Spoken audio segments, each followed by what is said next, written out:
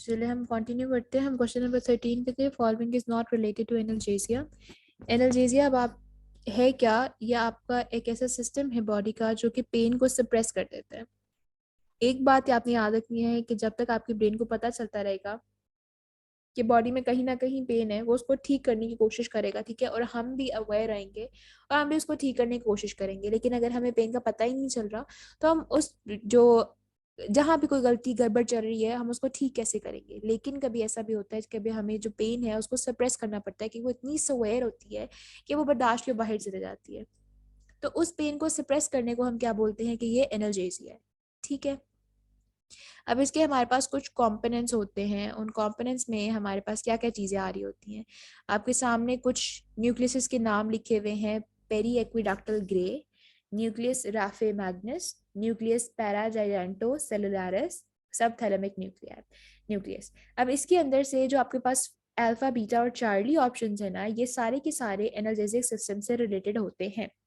होता क्या है कि आपके पास सबसे पहले पेरिएक्विडक्टल ग्रे है मेसेंसेफेलॉन का, ठीक है। यहाँ से इंफॉर्मेशन ये रिसीव करेगा, पास कर देगा नेक्स्ट न्यूक्लियस को, रैफे मैग्नस को। वो नेक्स्ट करेगा पैराजेनेटो सेलुलारस को। ये नेक्स्ट करेगा एनकेफेलिन इंटरन्यूरॉन्स को। इन सब न्यूरॉन्स से जो इम्पल्स है वो जैसे जैसे पास होती जाएगी, एंड पर जाके क्या करेगी कि जो आपका एक साइड से पेन आ रही थी रिसेप्टर से, आपके लेट से आपके हैंड में पेन है, ठीक है, हैंड से इम्पल्सेस आ रहे हैं ऊपर ब्रेन तक उसको बताने के लिए कि हैंड में पेन है और है बहुत सवेर। उसको क्या करना है कि आपके ब्रेन ने नेचुरली उस पेन को थोड़ा सप्रेस करना है। तो क्या होगा कि ये वाला सारा पाथवे फॉलो होगा और जो ऊपर जहां पर पेन वाला जो सेंसेशन आ रही थी, जो एनकेफेलिन इंटरन्यूरॉन्स हैं वो जाकर उसी साइनेप्टिक जहां पर पेन वाला स्टिमुलस है ना उसको इनहिबिट कर देंगे। लेट्स से हमारे पास एक ऐसा पाथवे था, ये वाला ये आपका हैंड है और ये आपका ब्रेन है, ठीक है। क्या हुआ कि यहाँ से इम्पल्स यूं ट्रैवल करिए, ठीक है, इस डायरेक्शन के अंदर, मतलब नीचे से ऊपर की तरफ जा रही है। और उसने बताया कि ब्रेन को बता रहा है कि वो यहाँ पर हैंड में पेन हो रही है। लेकिन आपका जो एनर्जेसिक सिस्टम है वो एक न्यूक्लियस से दूसरे न्यूक्लियस और दूसरे न्यूक्लियस यहाँ तक गया और उसने इस साइनेप्स को यहाँ से इनहिबिट कर दिया ताकि ब्रेन तक ये सेंसेशन पेन वाली जाए ही ना, और आपकी जो पेन आपको बहुत स्वेयर फील हो रही थी उसमें सप्रेशन आ जाए, उसको कमी कर दी जाए उसके अंदर, ठीक है। तो इसको जो कमी करना है ना इसको हम बोलते हैं एनाल्जेसिया। और इसके अंदर ये तीनों न्यूक्लियाई जो हैं, फर्स्ट थ्री जो मेंशन है, ये इन्वॉल्व होते हैं। सबसे पहले periaqueductal grey, then nucleus raphe magnus, then paragigantocellularis, and lastly जो हमारे पास आता है दैट इज एनकेफेलिन इंटरन्यूरॉन, ठीक है। इस सीक्वेंस के अंदर इम्पल्स ट्रांसमिट होगी और एंड पर जाके वो कैल्शियम चैनल को ब्लॉक कर देंगे और जो आपकी पेन की सेंसेशन का जो इम्पल्सेस ऊपर जा रही थी उसी को उसने ब्लॉक कर दिया।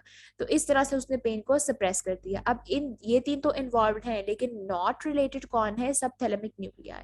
सब थैलेमिक न्यूक्लियाई को हम फर्दर भी पढ़ते हैं नीचे, लेकिन है क्या कि जो न्यूक्लियाई हैं वो बहुत सारे, जो थैलेमस है वो बहुत सारे न्यूक्लियाई की कलेक्शन है, ठीक है, उसके अंदर बहुत सारे न्यूक्लियाइज होते हैं। अब उन न्यूक्लियाई को हमने डिफरेंट डिफरेंट नेम दिए हुए हैं, वो हम फर्दर नीचे स्टडी भी करते हैं, but it is not a part of analgesia. Analgesia में जो न्यूक्लियाई रिलेटेड होते हैं वो फर्स्ट थ्री हैं। तो इसका answer is delta. Question number 14 is the pain of gallbladder might occur at the tip of right shoulder. This type of pain is, बोल क्या रहा है कि गॉल ब्लैडर है आपका, उसके अंदर कोई इशू है और गॉल ब्लैडर कहाँ पर होता है? आपके एब्डोमेन में है ना। तो उसकी पेन वो कहता है कि टिप ऑफ राइट शोल्डर पे भी हो सकती है। तो ये किस टाइप की पेन है? क्या ये इंट्रा कैप्सुलर शोल्डर पेन है? अब जो शोल्डर जॉइंट है उसके ऊपर कैप्सूल तो है और इंट्रा कैप्सुलर पेन भी होती है, बट अगर गॉल ब्लैडर की वजह से हो रही है तो वो इंट्रा कैप्सुलर तो नहीं हुई। और फर्दर वो ये भी बता रहा है कि टिप ऑफ द शोल्डर पे हो रही है। तो क्या ये रेफर्ड पेन है?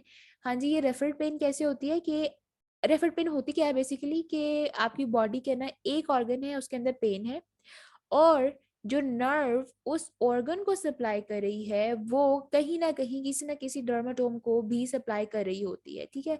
यानी वो किसी ना किसी आपका जो स्किन सेगमेंट है उसको भी सप्लाई कर रही होती है। तो अगर उस ऑर्गन के अंदर पेन होगी तो उस जो स्किन का सेगमेंट है उधर भी पेन होगी। तो गॉल ब्लैडर का जो नर्व सप्लाई है वो right tip of the shoulder वहां पे भी पेन कॉज करेगा कि आपका ब्रेन जो है वहां तक जो सिग्नल जा रहा है उसको लगेगा कि दोनों साइड पे पेन हो रही है। तो गॉल ब्लैडर की पेन आपके right tip of the shoulder पे भी होती है, इस चीज को हम बोलते हैं रेफर्ड पेन। ठीक है, इसके साथ अगर इंट्राक्रेनियल ओरिजिन पेन, अब जो इंट्राक्रेनियल हेडेक है ना, जो आपकी सर दर्द होती है, वो हमारे पास दो टाइप्स में, उसको अगर हम डिवाइड करते हैं, उसकी वजूहात में एक्स्ट्राक्रेनियल फैक्टर्स भी आते हैं, इंट्राक्रेनियल फैक्टर्स भी आते हैं। एक्स्ट्राक्रेनियल का मतलब क्या है कि कुछ ऐसे फैक्टर्स जिनका ताल्लुक आपके क्रेनियम से बाहर है, या स्कैल्प का कोई इशू है, नेक का कोई इशू है। तो ये क्या हुआ कि आपके क्रेनियम से तो बाहर चीजें आ गई ना, कि क्रेनियम के ऊपर की स्कैल्प है या नेक का इशू जिसकी वजह से आपको सर में दर्द हो रही है, तो ये एक्स्ट्रा क्रेनियल ओरिजिन से हुआ।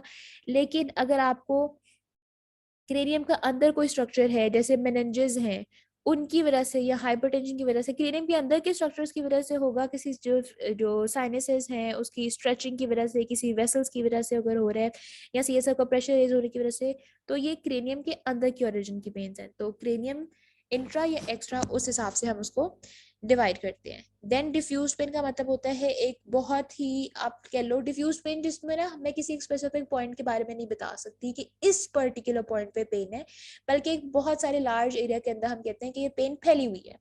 ठीक है, तो उस चीज को हम डिफ्यूज पेन कहते हैं। लेकिन जो क्वेश्चन उसने पूछा है उसका आंसर इज रेफर्ड पेन, कि गॉल ब्लैडर की जो रेफर्ड पेन है वो आपके राइट टिप ऑफ शोल्डर पे जाती है।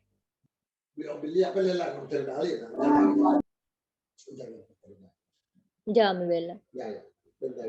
ये बच्चे आप ना अपने माइक ऑफ रखा करो। ठीक है, नेक्स्ट हमारे पास आता है the temperature range detected by body lies with in. अब टेम्परेचर का हमारे पास जो बॉडी के अंदर है रिसेप्टर्स, थर्मो रिसेप्टर्स होते हैं जो कि टेम्परेचर चेंजेस को डिटेक्ट करते हैं। अब इसके अंदर वो बेसिकली क्वेश्चन में जो है पॉइंट के, टेम्परेचर को पेन से अगर हमें डिस्टिंग्विश करना है ना, तो उसकी एक रेंज होती है। अगर आपकी बॉडी टेम्परेचर 7 डिग्री से कम हो जाए या 50 डिग्री से ज़्यादा हो जाए, तो उसको बॉडी एज टेम्परेचर चेंज नहीं बल्कि एज पेनफुल चेंज जो है वो सेंस करेगी। यानी आपके थर्मो रिसेप्टर्स की जगह अपेक्सिनियन रिसेप्टर्स जो है वो एक्टिवेट हो जाएंगे, कि इस टेम्परेचर की जो रेंज है, जो 7 से कम या 50 से ज़्यादा है, उसको पेन सेंस करेंगे, टेम्परेचर सेंस नहीं करेंगे। ठीक है, तो इसकी रेंज बनती है 7 से लेके 50 तक, कि 7 से बिलो या 50 से अबव अगर जाती है तो उसमें आपकी जो बॉडी है उसको थर्मो की जगह पेन रिसेप्टर्स जो है वो एक्टिवेट हो जाएंगे। तो उसकी रेंज बनती है 7 to 50। Question number 16 is the type of neuron that resides within the spinal cord and functions primarily in sharpening the signal transmission is called. अब हमारे पास कुछ ऐसे न्यूरॉन्स होते हैं जिसने स्टिमुलस से जो है वो इम्पल्स अपने तक लेकर आएगा, ऊपर ब्रेन तक लेके जाएगा। कुछ ऐसे न्यूरॉन्स हैं उसने ब्रेन से सिग्नल को लिया और उसने जाके मसल्स को या ग्लैंड्स को, इफेक्टर ऑर्गन्स को एक्टिवेट किया। कुछ ऐसे न्यूरॉन्स हैं जो कि इन दोनों के दरमियान में रहेंगे। ठीक है, उन्होंने एक दूसरे से इन दोनों का आपस में कनेक्शन बनाना है, या वो सिग्नल को शार्प कर रहे हैं, या वो हमारे पास रिफ्लेक्स आर्क बना रहे हैं। उनका काम क्या है कि एक कनेक्शन बनाना। ठीक है, इंटरन्यूरॉन्स का वैसे भी काम क्या है कि उसने एक कनेक्शन बनाना है एफरेंट और इफरेंट का। एफरेंट जो सेंसरी है जो सिग्नल लेकर आ रहा है, और इफरेंट जो वहां से एग्जिट कर रहा है जो सिग्नल लेके जा रहा है, उन दोनों का आपस में कनेक्शन बनाएगा। ठीक है, और इसने रिजाइड करना है within the spinal cord, वो होता है इंटरन्यूरॉन।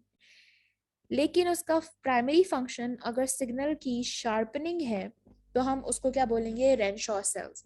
तो इंटरन्यूरॉन्स और रेनशॉ सेल्स का जो फंक्शन होता है वो यही है कि उसने स्पाइनल कॉर्ड के अंदर ही रिजाइड करना है और उसने सिग्नल को शार्प ही करना है। तो रेनशॉ सेल्स भी जो हैं वो इंटरन्यूरॉन्स ही होते हैं।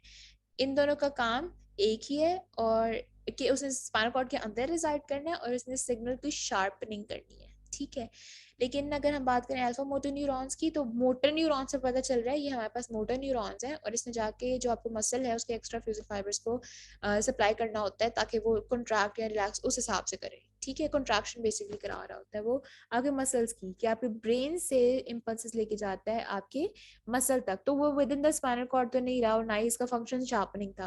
क्या हुआ कि वो स्पाइनल कॉर्ड से निकला आपके मसल तक जा रहा है, फर्स्ट थिंग। और दूसरा डिफरेंशिएशन कैसे आया कि उसने शार्पनिंग नहीं की सिग्नल की, बल्कि सिग्नल को इम्पल्स को जो है वो ट्रैवल करवाया मसल्स तक, और मसल्स की कॉन्ट्रैक्शन कराई, या जो ग्लैंड्स है उनकी कॉन्ट्रैक्शन करा रहा है, ठीक है।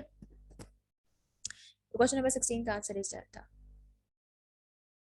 क्वेश्चन नंबर 17 है muscle length and muscle tension is regulated by which receptor respectively. पहले आपने मसल लेंथ वाला बताना है, फिर आपने मसल टेंशन वाला बताना है। कुछ ऐसे रिसेप्टर्स होते हैं आपकी बॉडी के अंदर जो मसल लेंथ को रेगुलेट करते हैं, कुछ मसल टेंशन को। अगर एक पॉइंट से ज्यादा आप मसल को खींच दो, उसकी लेंथ को इतना ज्यादा कर दो एक पर्टिकुलर पॉइंट के बाद, तो मसल स्पिंडल एक्टिवेट होते हैं और वो उसको दोबारा कॉन्ट्रैक्ट कराते हैं, ठीक है, ताकि मसल का टीयर ना हो जाए। और इसी तरह जो आपके मसल की टेंशन अगर इतनी ज्यादा जनरेट हो गया कि वो आपको मसल टॉलरेट नहीं कर पा रहा, तो गोल्जी टेंडन जो है वो एक्टिवेट होता है, और वो क्या करेगा कि लेट्स से एक मसल के अंदर बहुत सारा टेंशन आपने क्रिएट की और वो बियॉन्ड द लिमिट जाने लगी है, तो गोल्जी टेंडन ऑर्गन ने उसकी टेंशन को इनहिबिट करके उसको रिलैक्स कर दिया है, ताकि अगेन मसल आपका टियर ना हो। तो हम इसको क्यों कर रहे होते हैं एक्टिवेट, ताकि मसल टियर, जो मसल का जो हमें खदशा है, जो डर है कि उसका टीयर ना हो जाए, उसको प्रिवेंट करने के लिए आपकी बॉडी के नेचुरल मैकेनिज्म्स हैं कि मसल लेंथ को भी रेगुलेट किया जाता है और टेंशन को भी रेगुलेट किया जाता है, ठीक है। इसकी एग्जांपल्स में अगर आप नी जर्क देखो, तो क्या होता है कि अगर मैं जो आपको पटेलर टेंडन है ना उसके ऊपर अगर मैं जो हैमर है उसे स्ट्राइक करूंगी ना, तो एकदम से आपकी टांग जो है एक्सटेंशन में चली जाएगी, ठीक है, आपका जो नी जॉइंट है वो एक्सटेंशन में चला जाएगा, क्योंकि मैंने उसकी लेंथ को एकदम से इंक्रीज किया, उसके रिस्पॉन्स में क्या हुआ कि उसने दोबारा से उसको कंट्रैक्ट करा दिया। लेकिन अगर हम कहते हैं हम एक मसल को इतना ज्यादा इलोंगेट कर दें, उसमें इतनी ज्यादा टेंशन क्रिएट कर दें, 6 सेकेंड्स का टाइम आप देख लो कि 6 सेकेंड्स का टाइम जो होता है उसके बाद मसल रिलैक्स हो जाता है, टेंशन में रिलैक्स हो जाता है, ताकि मजीद अगर टेंशन आप जनरेट करने की कोशिश भी करो तो मसल का टीयर ना हो। इस चीज को सेंस करते हैं गोल्गी टेंडन ऑर्गन। तो मसल लेंथ जो है वो मसल स्पिंडल, और जो मसल टेंशन है वो जीटीओज सेंस करते हैं, ठीक है, ये रिसेप्टर्स होते हैं। तो रिस्पेक्टिवली लिखने का मकसद ये था कि पहले आपने लेंथ वाला और फिर आपने टेंशन वाला बताना है। जो बीटा ऑप्शन है वो इसका बिल्कुल ऑपोजिट बना हुआ है। बाकी जो ऑप्शन में राफिनी एंड ऑर्गन्स हैं या और प्रोपेस मर्कल्डस हैं, तो ये ऊपर हम लोग सारी ऑप्शन डिस्कस करके आए कि ये रिसेप्टर जो है किस चीज को सेंस कर रहे होते हैं। देन क्वेश्चन नंबर 18 है the natural reflex away from painful stimulus. अच्छा, ये एमसीक्यू क्या है कि कोई भी पेन, अगर किसी लेट्स से एक टेबल के ऊपर एक पेन पड़ी हुई थी और आपका हाथ उसके ऊपर लगे और आपको एकदम से पेन हुई है, तो आप ना, आपका जो बॉडी का नेचुरल मैकेनिज्म है ना वो क्या करेगा कि आपके हैंड को, आपके एल्बो जॉइंट को, आपके शोल्डर को फ्लेक्शन में लेके जाएगा, ठीक है। इस नेचुरल मैकेनिज्म को फ्लेक्सर रिफ्लेक्स कहते हैं। अब फ्लेक्सर रिफ्लेक्स की जो आप देखो, हमेशा फ्लेक्शन में क्यों जा रहा है, ठीक है, एक्सटेंशन में क्यों नहीं जा रहा। एक्सटेंशन में जो आपकी क्रॉस, लेट्स से कि आपके राइट साइड पे पेन स्टिमुलस हुआ ना, तो आपकी जो बाकी जो लेफ्ट साइड है ना, जो crossed away from the stimulus वाली साइड है, वो क्या करेगी, वो एक्सटेंशन में जाएगी, ताकि आपकी पूरी की पूरी बॉडी जो है वो अवे फ्रॉम द स्टिमुलस हो जाए, ठीक है। जो आपका नेचुरल रिफ्लेक्स जो फ्लेक्सर मैकेनिज्म है उसकी वजह एक ये भी होती है कि when the baby is in the वोम of mother, तो वहां पे वो फ्लेक्स पोस्टर में होता है, तो नेचुरली आपके ब्रेन को पता होता है कि जो मेरा फ्लेक्स पोस्टर है that is a protective poster. तो आपका ब्रेन क्या करता है कि जब भी अगर आपको कोई पेनफुल स्टिमुलस होता है, तो आप एक प्रोटेक्टिव पोस्टर अडेप्ट करने की कोशिश करते हो, और दैट इज फ्लेक्शन वाला पोस्टर। कुछ भी होगा तो आपकी बॉडी एकदम से फ्लेक्स कर जाएगी। तो ये आपका नेचुरल रिफ्लेक्स होता है जिसको हम बोलते हैं फ्लेक्सर रिफ्लेक्स। एक चीज यहाँ पे जो अच्छा, इस क्वेश्चन नंबर 18 का आंसर तो हो गया चार्ली, फ्लेक्सर रिफ्लेक्स। लेकिन एक चीज जो जहाँ पे क्लोनस है, क्लोनस क्लोनस में होता है क्या है कि अगर ये ना एबनॉर्मल चीज है, अगर आप क्या करोगे कि अपना फुट जो है उसको मैं सस्टेन डोर्सिफ्लेक्शन के अंदर रखूं, और डोर्सिफ्लेक्शन में रखने के बाद अगर मैं उसको छोड़ूंगी ना, तो उसमें क्या होगा कि जर्की मूवमेंट्स होने शुरू हो जाएंगी। जर्क कैसे होगा कि कभी वो डोर्सिफ्लेक्शन में जाएगा, देन प्लांटर फ्लेक्शन में जाएगा, जैसे हम एक्सफ्लेक्शन एक्सटेंशन कह रहे होते हैं, तो जर्क शुरू कर देगा, आगे पीछे आगे पीछे आगे पीछे होना शुरू हो जाएगा, तो that is an abnormal condition, ठीक है। तो ऑल्टरनेटिंग उसके अंदर मूवमेंट्स आना शुरू हो जाती हैं, इसको हम क्लोनस बोलते हैं। नेक्स्ट इसके अंदर, ठीक है, ये दो चीजें एक्सप्लेन करनी थी। क्वेश्चन नंबर 18 का answer is Charlie. Question number 19 है patient is diagnosed spinal shock, identify the symptoms he presented with.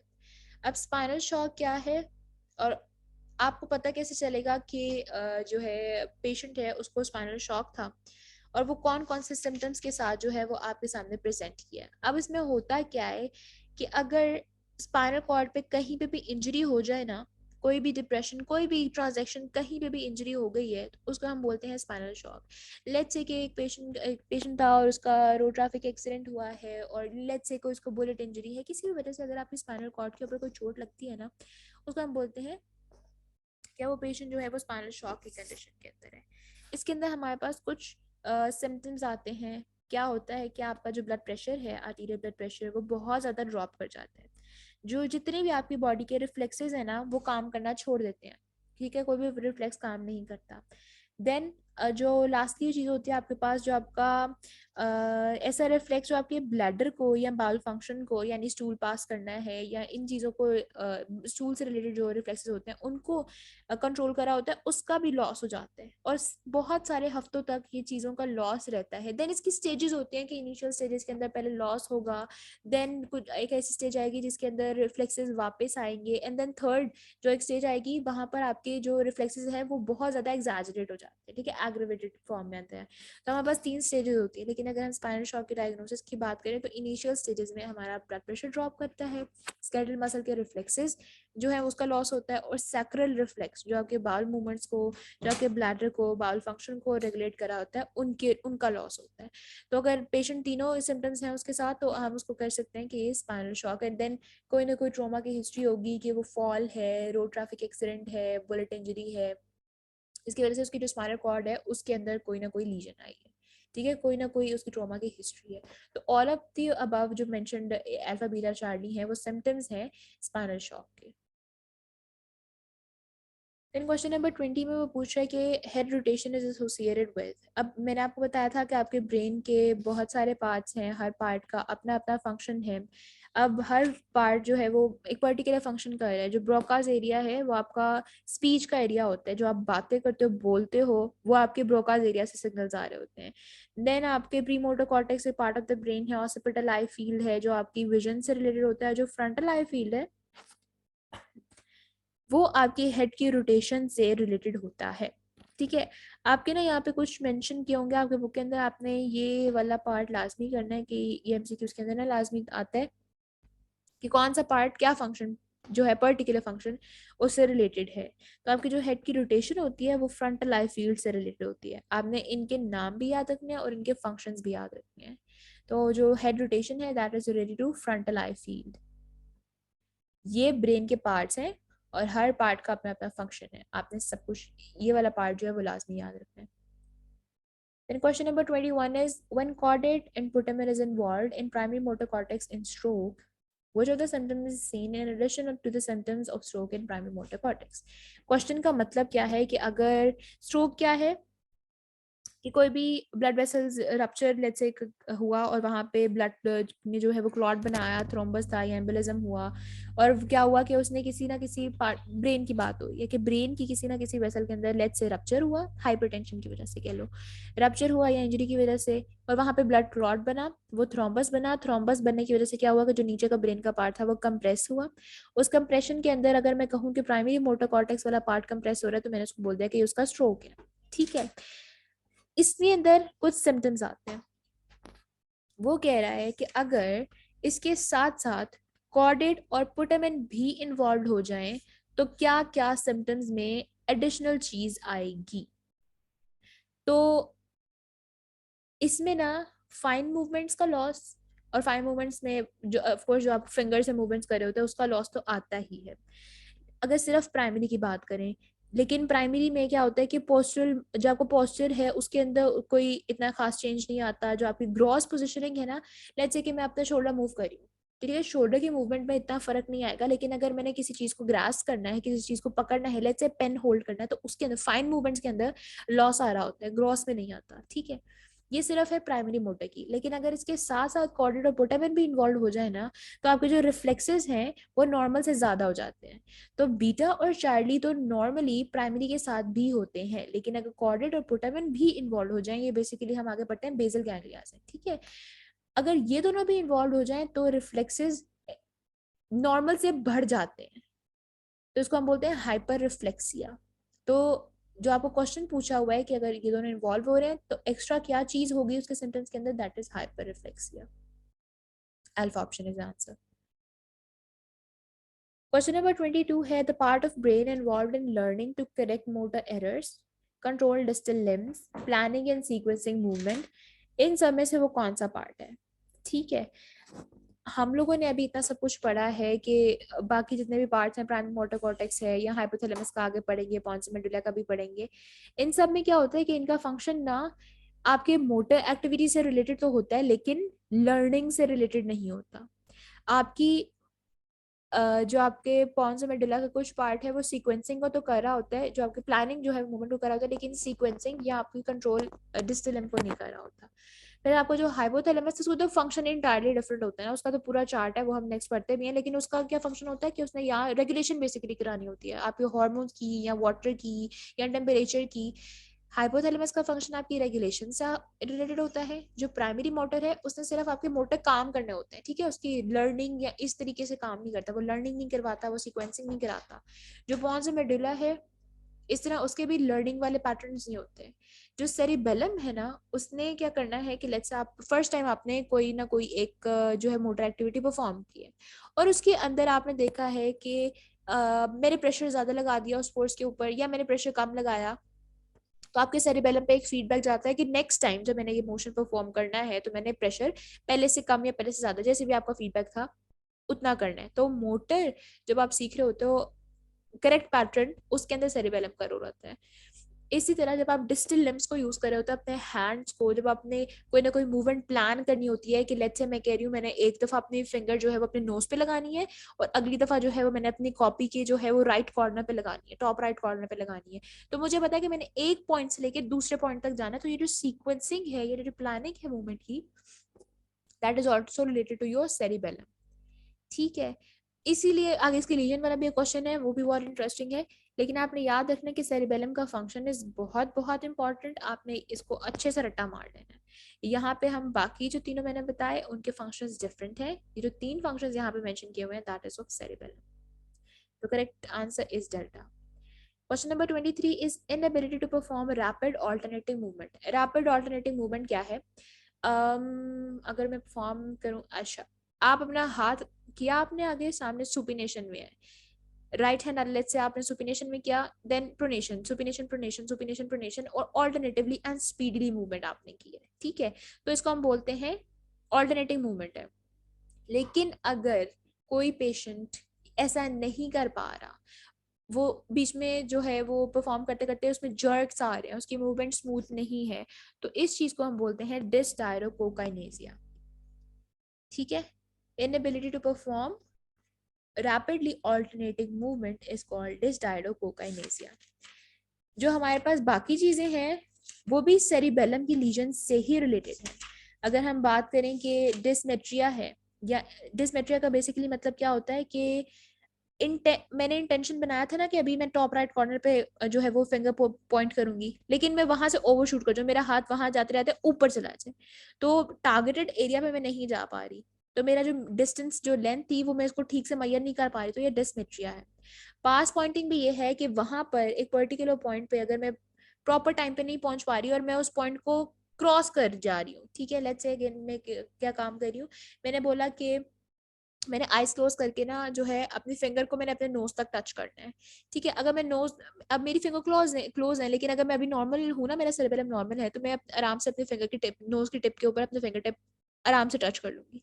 लेकिन अगर सेरिबेलर का लीजन है तो मैं अपनी फिंगर को कभी भी अपने नोज के ऊपर टच नहीं कर पाऊंगी। आंखें बंद करके देख लें आप लोग बेशक परफॉर्म करके कि अगर सेरिबेलम हमारा इंटैक्ट होता है तो हम टिप के ऊपर टच कर लेते हैं, लेकिन अगर इंटैक्ट नहीं है तो हमारा हाथ एक साइड पे दूसरी साइड पे पास पॉइंट कर जाता है, उसको अपने इंटेंडेड टारगेट पॉइंट से आगे निकल जाता है, इसको हम पास पॉइंटिंग कहते हैं। और एटेक्सिया होता है कि चलते चलते उसका balance balance basically patient maintain नहीं कर पा रहा होता, वो ठीक से चल नहीं पा रहा होता, यहाँ तो वो स्टूप पोस्टर में चलेगा, वो गिर जाएगा, आंखें बंद करेगा तो उसको कुछ भी पता नहीं चलेगा कि मैं सीधा खड़ा हूँ या नहीं। आपने अगर कभी सेरेब्रल लीजन का पेशेंट अगर आपको देखने को चांस मिला तो आप लाजमी उसको एक चीज टेस्ट करना कि उसकी आंखें बंद करवा के ना आपने उसको चलाना है और साथ में खुद खड़े हो जाना है। तो आप लोग ये नोटिस करोगे कि वो ठीक से सीधा खड़े होकर चल ही नहीं पा रहा, वो गिरने लगेगा, उसको लगेगा कि मैं भी गिर जाऊंगा, आगे को साइड्स को गिर जाएगा, वो कभी भी नॉर्मल आदमी की तरह नहीं चल पा रहा होगा। आंखें बंद करके तो उसको समझ ही नहीं आएगा कि मैंने चलना कैसे है। तो खैर ये चारों जो आपके पास चीजें मेंशन की हैं ये सेरिबेलम के अंदर कोई प्रॉब्लम हो तो शो होती है। लेकिन जो क्वेश्चन में पूछा हुआ है दैट इज दिस डायकोकाइनेसिया, अगर कोई ऑल्टरनेटिंग मूवमेंट जो है, ऑल्टरनेटिव मूवमेंट जो है वो इनएबिलिटी है कि उसके वो परफॉर्म नहीं कर पा रहा। अब नेक्स्ट ये क्वेश्चन इसकी मैं बात कर रही थी कि अगर पेशेंट इमरजेंसी में लड़खड़ाते हुए एंटर हुआ है, आपके पास की चेयर पे वो बैठा है, वो अपनी कंप्लेन आपको बता रहा है और आप हिस्ट्री में देख रहे हो कि उसकी आंखें जो है ना वो पेंडुलम मोशन कर रही है। पेंडुलम का मतलब क्या है, जैसे वो जो बड़ी बड़ी सी क्लॉक्स होती हैं पेंडुलम वाली, उसका जो पेंडुलम होता है वो एक साइड पे देन दूसरी साइड पे देन एक अगेन, जो पेंडुलम मूवमेंट्स होते हैं इसको हम ना, लेट्स से ये आपका आईबॉल है, ठीक है, ये एक साइड पे जा रहा है एंड देन नीचे आ जा रहा है, ठीक है, यू मूव कर रहा है, तो क्या इसको हम बोलते हैं, इसको वैसे तो निस्टैग्मस बोलते हैं लेकिन जो मूवमेंट हो रही है दैट इज पेंडुलम मूवमेंट। तो ये सारी चीजें ना आपका सेरिबेलम कंट्रोल कर रहा होता है, ठीक है। अब मैंने आपको बताया था कि सीक्वेंसिंग या प्लानिंग के अंदर भी आपका सेरिबेलम है, तो क्या होगा कि पेशेंट के बैठे बैठे हाथ कांप रहे होंगे, ठीक है, जो उसमें अंदर ऐसे ट्रेमर्स बन रहे होंगे, इंटेंशनल ट्रेमर। अब जो आपका इंटेंशन ट्रेमर क्या होता है कि आपने कोई चीज ग्रास्प करनी है, ठीक है, लेट्स से आपने बटन जो है अपने शर्ट के बटन बंद करने हैं, ठीक है, अब अगर वो बटन आप नॉर्मल है ऐसे नॉर्मली काम कर रहे हो लेकिन आप बटन बंद करने के लिए हाथ आपको बटन के पास जाएगा ना तो कांपना शुरू हो जाएगा, दिस इज इंटेंशनल ट्रेमर, ठीक है। ये आपका होता है सेरिबेलम के लीजन के अंदर। लेकिन अगर आपका वैसे ही हाथ काम पे जा रहा है तो वो होता है आपके पार्किंसंस के अंदर, तो ये थोड़ा डिफरेंस होता है, उसको अनइंटेंशन कह रहे हैं, इसको इंटेंशनल के। इंटेंशनली जब मैं कोई काम करने लगी हूँ तब मेरे हाथ कांपना शुरू हो जाएंगे, क्योंकि सेरिबेलम जो आपके सीक्वेंसिंग से रिलेटेड होता है उसके हाथ कांप रहे हैं, तो क्या होगा कि वो इंटेंशनल ट्रेमर के अंदर वो काम करते करते कोई हाथ कांपना शुरू हो गया या वो ठीक से चल नहीं पा रहा या उसकी आंखें जो है वो पेंडुलम मूवमेंट्स कर रही हैं, तो ये सारी की सारी काम होते हैं आपके सेरिबेलम के लीजन में। अब आपने उसका ना प्रॉब्लम आइडेंटिफाई करना था, तो ये सारे सिम्टम्स हैं सेरिबेलर लीजन के। और अगेन जो यहाँ पे तीनों चीजें लिखी है ये भी सिम्टम्स है सेरिबेलर लीजन के, लेकिन प्रॉब्लम क्या है उसकी, सेरिबेलर लीजन। तो answer is delta. Then the disease related to lower level of dopamine. अब हमारे पास यहाँ पे तीन मेजर चीजें हैं, अल्फा बीटा और डेल्टा, ठीक है, चार्ली को अपनी निकाल दो। अल्फा में क्या होता है कि आपका जो गैबा है ना वो कॉर्डेट और पुटामिन में उसकी बेसिकली आप कह लो कि डेफिशिएंसी हो रही होती है, ठीक है, उसकी वजह से हंटिंगटन होता है। डोपामीन की अगर डेफिशिएंसी होती है, डोपामीन के सिक्रीटिंग सेल की अगर डेफिशिएंसी हो जाती है तो उसको हम बोलते हैं पार्किंसंस डिजीज, जिसका मैंने अभी भी नाम लिया। पार्किंसंस में भी क्या होगा कि ऐसे पेशेंट जो है ना वो चल नहीं पा रहा होगा ठीक से, वो अपना गेट क्या करेगा, छोटे छोटे स्टेप्स लेके चल रहा होगा, उसको लगेगा मैं बड़ा स्टेप लूंगा तो वो गिर जाएगा। अगेन इसमें आप डिफरेंस कैसे करोगे कि इसमें अनइंटेंशनल ट्रेमर्स हो रहे होंगे, उसकी उसकी बॉडी के अंदर स्पास्टिसिटी डेवलप होगी होगी, उसके हर मूवमेंट ऐसे कॉग व्हील रिजिडिटी आई होगी उसके अंदर। कॉग व्हील रिजिडिटी तो अटक अटक अटक के मूवमेंट करा होता है, बहुत ऐसे आपको जोर लगाना पड़ता है उसकी मूवमेंट करवाने के लिए। तो ये सारे होते हैं पार्किंसंस के। और पार्किंसंस में क्या होता है कि आपके जो डोपामीन लेवल्स हैं वो कम हो जाते हैं, क्योंकि जिन सेल्स ने डोपामिन रिलीज करनी होती है ना उन्हीं की डेफिशिएंसी हो जाती है। तो जो डोपामिन से रिलेटेड होते हैं दैट इज पार्किंसंस, और अगर यहाँ पे गैबा लिखा होता है गैबा की लोअर लेवल की तो दैट इज हंटिंगटन। और पॉट्स डिजीज बेसिकली होता है कि अगर आपके स्पाइनल कॉर्ड के अंदर टीबी हो जाए ना तो उसको पॉट्स कहते हैं, ये आपके रेस्पिरेटरी से रिलेटेड है, तो आप अभी फर्स्ट टू को कंसीडर करते हैं। तो डोपामिन पार्किंसंस के लिए और गैबा जो है वो हंटिंगटन के लिए। देन हमारे पास question number 26 is word blindness is caused by the lesion of. अब वर्ड ब्लाइंडनेस क्या है कि अगर एक पर्सन है, एक सब्जेक्ट है और वो कुछ पढ़ रहा है और उसको बस उसकी दिमाग वो कॉम्प्रिहेंड ही नहीं कर पा रहा, उसको समझ ही नहीं आ रही कि वो पढ़ क्या रहा है, ठीक है, उसकी विजन ठीक है, बिल्कुल ठीक है, लेकिन उसको वर्ड्स की समझ नहीं आ रही है, तो ये किस चीज से रिलेटेड होता है, किस चीज की लीजन से रिलेटेड होता है। अब आपका ब्रेन का वो पार्ट वर्निकीज एरिया होता है, वहां से सिग्नल जाते हैं एंगुलर गायरस के अंदर, ठीक है, आप कुछ भी पढ़ोगे वो आपकी आईज से जो है वो सारे सिग्नल्स गए आपके वर्निकीज में, उसने कॉम्प्रीहेंड किया कि अच्छा मैंने ये वर्ड पढ़ा, ये ए लिखा हुआ है, ये बी लिखा हुआ है, ये एफेजिया लिखा हुआ है, जो भी चीज लिखी हुई है वो कॉम्प्रीहेंड करेगा। एंड देन अगेन आपके जो मोटर मसल्स हैं, जो स्पीच के मसल्स हैं, उन पे सप्लाई की जाएगी इम्पल्सेस, और देन आप उस वर्ड को स्पीक बोलोगे, ठीक है। लेकिन अगर एंगुलर गायरस या वर्निकीज एरिया के अंदर कोई भी लीजन आ जाती है तो आप उस चीज को कॉम्प्रीहेंड नहीं कर पा रहे होते, आप देख रहे हो लेकिन उसको समझ नहीं आ रही आपको क्या क्या क्या देख रहे हो आप, इस चीज को हम बोलते हैं वर्ड ब्लाइंडनेस। तो ये आपके रिलेटेड होता है या वर्निकीज या एंगुलर गायरस से, ठीक है। अगर सब्जेक्ट देख रहा है, पढ़ रहा है, समझ आ रही है लेकिन बोल नहीं पा रहा, तो that would be related to Broca's area. वो आपका मोटर स्पीच एरिया होता है कि आप पढ़ रहे हो ठीक है, आपको ब्रेन इंटैक्ट है, आप देख रहे हो ठीक है, लेकिन आप बोल नहीं पा रहे हो ना, तो दैट इज ब्रोकाज एरिया। लेकिन अगर आपको समझ नहीं आ रही, आपको वर्ड ब्लाइंडनेस हो गया, आपको कुछ समझ नहीं आ रहा, आपको ब्रेन को आप कॉम्प्रिहेंड नहीं कर पा रहे, तो that is due to Wernicke's या angular guidance. Then question number 27 है स्ट्रक्चरल चेंजेस अकर इन, अच्छा आपकी जो मेमोरी है ना, आप कोई भी चीज याद करते हो तो वो तीन तरीके से स्टोर होती है आपके ब्रेन के अंदर, या तो वो बहुत कम टाइम के लिए होगी, या वो कुछ इंटरमीडिएट टाइम के लिए होगी, या वो बहुत ज्यादा लंबे अरसे तक हो जाएगी। लेट्स से किसी ने आपको चलते फिरते आप इससे बात कर रहे थे, आपने उसका नंबर पूछा, आप ठीक है आपने उसको याद कर लिया है, कुछ टाइम के बाद आप उसको भूल जाओगे। अब होता क्या है कि ये ना हमारे ब्रेन के अंदर अगर एक ही सिग्नल बार बार जाता है तो हम कुछ टाइम के लिए उसको याद कर लेते हैं, लेकिन बाय द टाइम जब वो सिग्नल के जो इम्पल्सेस हैं वो ट्रैवल करना बंद करेंगी, तो क्या होगा कि आप वो चीज़ भूल जाओगे, वो नंबर आप भूल जाओगे। लेकिन कभी कभार ऐसे होते हैं कुछ चीज़ें जिनको आप रिवाइज करते रहते हो, ठीक है, वो आपको कुछ मिनट के लिए या कुछ हफ्तों के लिए याद रहती हैं, उसको हम बोलते हैं intermediate long term memory. Intermediate में ना काम क्या होता है कि ऐसा एक मैकेनिज्म चलता है कि सबसे पहले आपके जो सिनैप्स है ना उसके ऊपर रिलीज होता है सेरोटोनिन। सेरोटोनिन ने साइनैप्स के ऊपर, मैं आपको एक दफा ड्रॉ करके थोड़ा सा दिखा दूँ, साइनैप्स के ऊपर क्या करेगा कि लेट्स से ये एक साइनैप्स था, एक न्यूरॉन ने ये दूसरे न्यूरॉन के साथ बनाया हुआ है, और इसके साथ आके ना एक नॉक्शियस स्टिमुलस यहाँ पर सेरोटोनिन रिलीज कर रहा है, ठीक है, ये इस चीज़ ने ना यहाँ पे सेरोटोनिन रिलीज किया। ये दो न्यूरॉन्स के आपस में जंक्शन थे, इसने कहा था ये वाला इंपल्स है यार, ये चीज आपने याद रखनी है, उसने कहा ठीक है ये वाला इंपल्स ट्रेवल कर रहा है। अब यहाँ और इसके बाद ये यहाँ पे चैनल जब क्लोज होंगे ना तो ये इम्पल्स यहाँ पे से डिस्कनेक्ट हो जाएगी। लेकिन ये जो नॉक्शियस स्टिमुलस था इसने सेरोटोनिन रिलीज करना शुरू किया इस जंक्शन पे। सेरोटोनिन ने CAMP उसके लेवल्स को वहां पे इंक्रीज किया, जो बनाएगा प्रोटीन काइनेजेस। और ये क्या करेंगे, जो जिन चैनल्स मैंने अभी कहा था ना ब्लॉक होंगे, कैल्शियम जो पोटेशियम चैनल्स है वो ब्लॉक होंगे और ये बस ट्रैवल करना बंद करेगी, ये उन पोटेशियम चैनल्स को क्लोज नहीं होने देगा। तो ज्यादा टाइम के लिए जो स्टिमुलस है, जो नर्व इम्पल्स है, वो यूं ट्रैवल करती रहेगी करती रहेगी करती रहेगी, और आपके ब्रेन के अंदर वो जो चीज है, जो मेमोरी आप याद रखना चाह रहे थे, वो इंटरमीडिएट लॉन्ग टर्म मेमोरी हो गई, ठीक है, वो ज्यादा अरसे के लिए आपके ब्रेन के अंदर रिटेन इन्फॉर्मेशन रह गई वो वाली। लेकिन अगर एक और काम हो जाए कि आपके ब्रेन के जो ये पैसेज था, ये जो जहाँ पे इम्पल्स ट्रैवल कर रही थी, उसके अंदर स्ट्रक्चरल चेंजेस आना शुरू हो जाए, और वो क्या करे, स्ट्रक्चर चेंजेस की वजह से वो चीज़ क्या करेगी कि वो आपको बहुत अरसे के लिए याद रह जाएगी।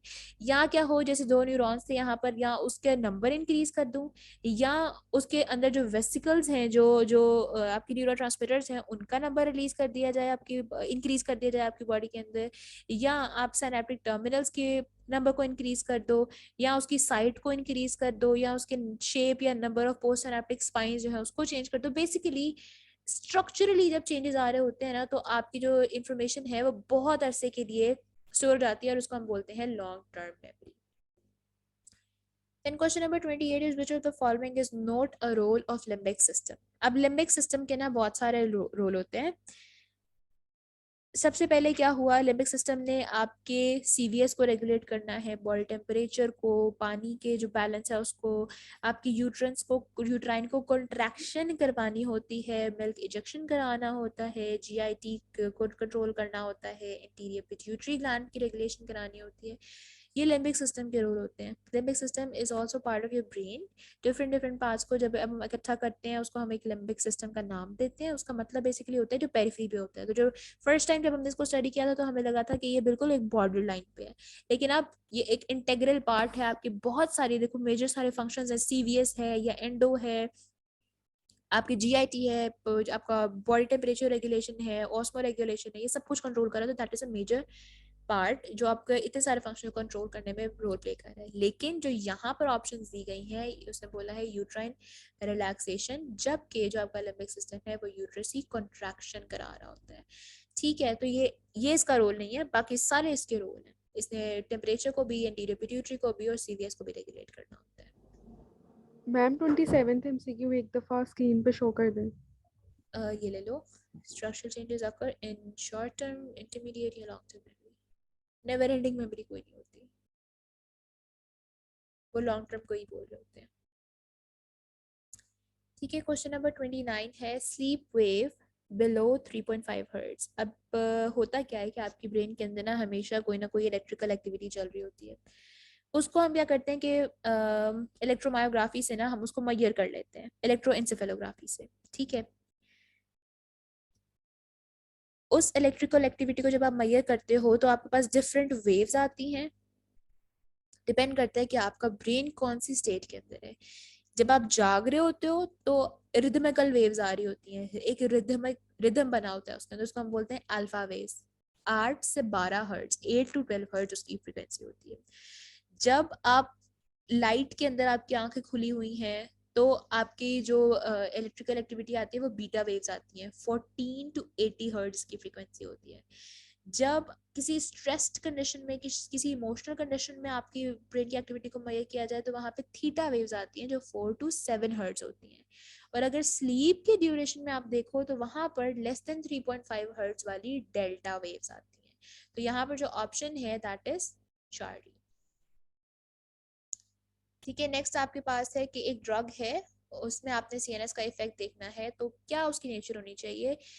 सीएनएस के अगर पास किसी ने जाना है ना तो उसने क्या करना है, ब्लड ब्रेन बैरियर क्रॉस करना है। और ब्लड ब्रेन बैरियर क्रॉस करने के लिए उसके पास कुछ फीचर्स होने चाहिए। या वो लिपिड सॉल्युबल होगा, या क्या करेगा कि उसके अंदर वो वाटर होगा, या वो क्या कहते हैं कार्बन डाइऑक्साइड या ऑक्सीजन होगा। तो अगर इसके अंदर कुछ प्रॉपर्टीज हैं तभी वो उस बैरियर को क्रॉस करेगा, क्योंकि ये वो मॉलिक्यूल्स हैं जिसको जो ब्लड ब्रेन बैरियर है, सॉरी जो सीएसएफ बैरियर है, ब्लड सीएसएफ बैरियर है, वो क्रॉस करने देता है। हाँ, ब्लड ब्रेन बैरियर कहते हैं उसको। ठीक है, उसको क्रॉस करने की परमिशन होती है, वो इसकी परमेबिलिटी जो है वो उसको अलाउ कर देती है कि वाटर, कार्बन डाइऑक्साइड, ऑक्सीजन या लिपिड सॉल्युबल सब्सटेंसेस को वो यहाँ से क्रॉस करने दे। तो अगर हम किसी ऐसी ड्रग का इफेक्ट चाहते हैं जो सीएनएस के इफेक्ट दे तो it has to be lipid in nature, ताकि वो उसको क्रॉस कर दे। क्योंकि बाकी ऑप्शंस जो प्लाज्मा प्रोटीन्स हैं या